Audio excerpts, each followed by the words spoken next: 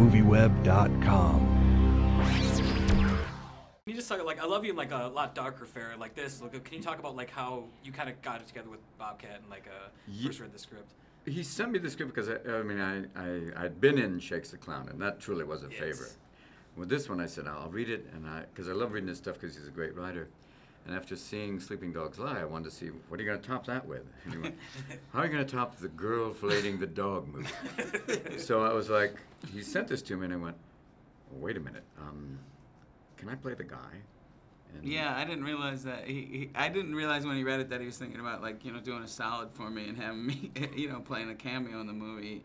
And then I read it, and I went, no, this is really interesting, and not just the subject matter, which is dark, but it's also the idea of what it talks about. And I'm going, yeah, let's talk about it. Because it is kind of the exact counterpoint to Dead Poets Society. He's not, he is a teacher, he does teach poetry, but that's such a kind of, and he's so marginal at everything he does.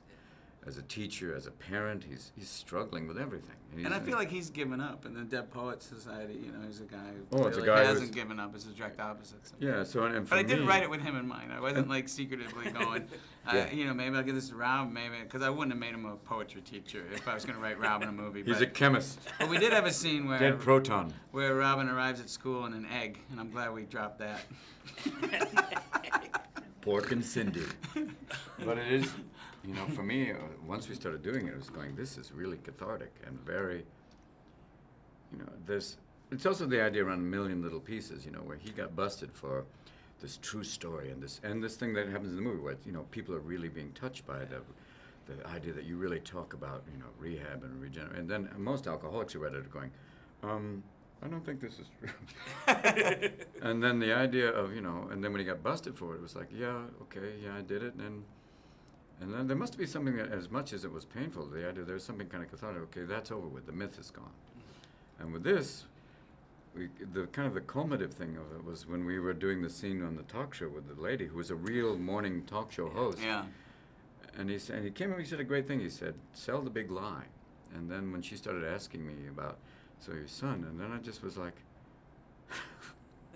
and then it is that weird thing of, I miss him, and it's a horrible thing, and yet this is ludicrous. You know? And you know, Robin said, I really feel that I had a breakdown just then on camera, and I was like, yeah, well, that's really good. And I'd done the research. I was like, I need you to do that again. I love like your son in the movie. He was just, I mean, he was just phenomenal. He's amazing, because, and that's a ballsy performance. It is. It's like the same performance of the girl in 500 Days of Summer. Yeah. Which is just like she's so charming, but with Daryl, he just plays it like such a prick. That if he didn't, if he was like even slightly a bit sweeter, people wouldn't go, oh, okay, that's it, I'm out. Exactly. I can't take this. Yeah, Daryl is really horrible in the movie, but Daryl's a really good guy. And I didn't know he was a really good guy because when he came in, he lied and said he was there to play And he played Kyle, the audition but like he was a there for, yeah, and he was kind of in character. And when I brought him back in, he thought he was auditioning again, but I just wanted to make sure he was actually a nice kid because life is too short. To be working, he's going, this really is a prick. Yeah, I wouldn't want, I'm not that kind of director. I wouldn't want Kyle on our set, you know. If he was that way in life, you'd go, oh my God, no. Either euthanize him or me. It's like that weird. And the thing that's amazing about Daryl, and you know, Robin's truly one of the best actors in the world, and that Daryl didn't disappear, and Alexi held her own. Like, she starts ad-libbing when she starts talking at the dinner when she says, you know, I'm and hurting. And all these people are flawed, and they're flawed, but they're people you go, I know that person, or I am that person. And it takes a lot to go, yeah, I do that. You know, that I am kind of emotionally ADD of, oh, that's pretty.